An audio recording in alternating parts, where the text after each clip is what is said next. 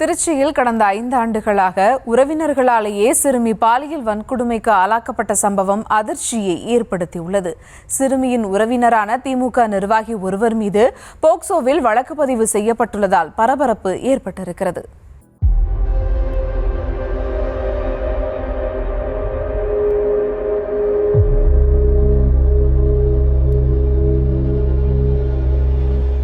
குழந்தைகள் நலக்குழு அதிகாரிகளின் கையில் சிக்கிய ஒற்றை ஆதாரத்தை கொண்டு விசாரணையை தொடங்கிய அதிகாரிகள் கிணறு தோண்ட பூதம் கிளம்பிய கதையாய் சிறுமி ஒருவர் பலரால் சீரழிக்கப்பட்ட கொடூர சம்பவத்தை அறிந்து அதிர்ச்சியில் உறைந்திருக்கின்றனர். கடந்த அக்டோபர் மாதத்தில் புதிதாக பொறுப்பேற்ற திருச்சி குழந்தைகள் நலக்குழுவின் நிர்வாகிகள் சிறார்கள் மீதான பாலியல் துன்புறுத்தல்கள் தொடர்பான கோப்புகளை தூசி தட்டி உள்ளனர். அப்போதுதான் 15 வயது சிறுமி பாலியல் வன்கொடுமைக்கு ஆளானதும் அதன் பின் கருத்தரித்து குழந்தையை பெற்றெடுத்ததும் அதிகாரிகளுக்கு தெரிய வந்திருக்கிறது.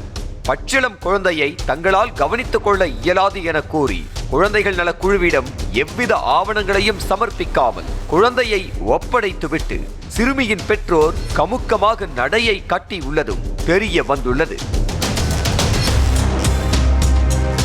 இந்நிலையில் இந்த சம்பவம் குறித்த கோப்புகளை புரட்டிய குழந்தைகள் நலக்குழுவின் புதிய நிர்வாகிகள் சம்பந்தப்பட்ட சிறுமியை கண்டறிந்து விசாரணை நடத்தியதில் நடுநடுங்க வைக்கும் பல உண்மைகள் வெளிச்சத்திற்கு வந்துள்ளது.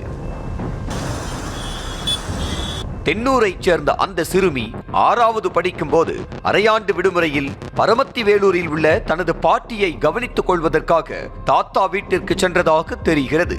அங்கு பாட்டிக்கு நாள்தோறும் உணவு வாங்கி வருவதற்காக அருகில் இருந்த ஹோட்டலுக்கு சென்று வருகையில் அங்கு சப்ளையராக வேலை செய்யும் ரவி என்பவருடன் பழக்கம் ஏற்பட்டதாக தெரிகிறது. இதனை பயன்படுத்தி கொண்ட ரவி சிறுமியின் தாத்தா இல்லாத சமயமாக பார்த்து வீட்டிற்கு சென்று பல முறை சிறுமியை பாலியல் வன்கொடுமை செய்ததாக அதிர்ச்சிகர தகவல் வெளியாகி உள்ளது. தனக்கு நடந்த கொடுமையை பாட்டியிடம் தெரிவித்த போதும் அவரும் கண்டுகொள்ளாததால் தானும் அதை மறந்துவிட்டு தனது வீட்டிற்கு திரும்பியதாக சிறுமி கூறியிருக்கிறார். அடுத்ததாக 7ஆம் வகுப்பு படித்துக் கொண்டிருந்த போது தனது தாய் வீட்டில் இல்லாத நேரம் பார்த்து வந்த தாத்தா உறவுமுறை கொண்ட ஒருவரால் பாலியல் வன்முறைக்கு ஆளானதாக கூறி அதிர்ச்சிக்கு மேல் அதிர்ச்சி தந்திருக்கிறார் அந்த சிறுமி.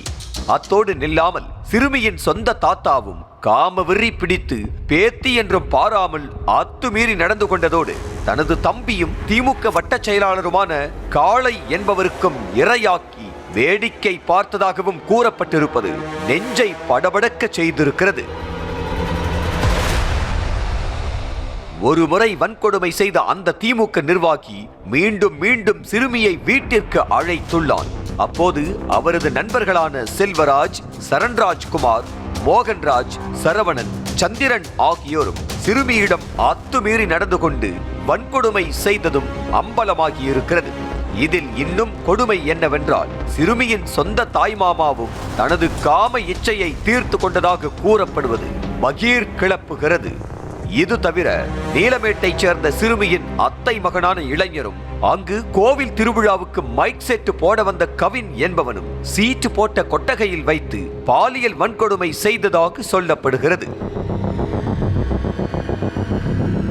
இச்சம்பவத்தின் போதுதான் சிறுமி கருத்தரித்ததும் தெரிய வந்திருக்கிறது. சிறுமியின் வயிறு நாளுக்கு நாள் பெரிதானதை கண்டு திருச்சி ஜெனட் மருத்துவமனைக்கு அழைத்து சென்ற தாய் மகளுக்கு நேர்ந்த கொடுமையை கேட்ட பின்னர் எவ்வித நடவடிக்கையும் எடுக்காமல் கருவை கலைப்பதிலேயே குறியாக இருந்ததும் தெரிய வந்துள்ளது. 8ஆம் வகுப்பு படிக்கும் போதே ஆண் குழந்தையை பெற்றெடுத்த சிறுமி குழந்தையை காப்பகத்தில் கொடுத்துவிட்டு தாயுடன் சென்று தலைமறைவானதாக தெரிகிறது. அதன் பிறகு கடந்த ஜனவரியில் தனது தாயுடன் கரூரில் தங்கியிருந்த சிறுமிக்கு தாயின் நண்பரான செல்லதுரை என்பவரும் சிறுமியை காட்டுப்பகுதிக்கு அழைத்து சென்று தவறாக நடந்து கொண்டதாக கூறப்படுகிறது. இது பற்றி தெரிந்தும் சிறுமியின் தாயார் கண்டும் காணாதது போல் இருந்ததாக கூறுவது அதிர்ச்சியை ஏற்படுத்துகிறது. ஒன்றல்ல, இரண்டல்ல, 10க்கும் மேற்பட்டவர்களால் கடந்த 6 ஆண்டுகளாக சிறுமி ஒருவர் தொடர் பாலியல் தாக்குதலுக்கு ஆளானதும் அதை பெற்றோரே கண்டும் காணாமல் இருந்ததும் வெளிச்சத்திற்கு வந்து பூதாகரமாகி உள்ளது.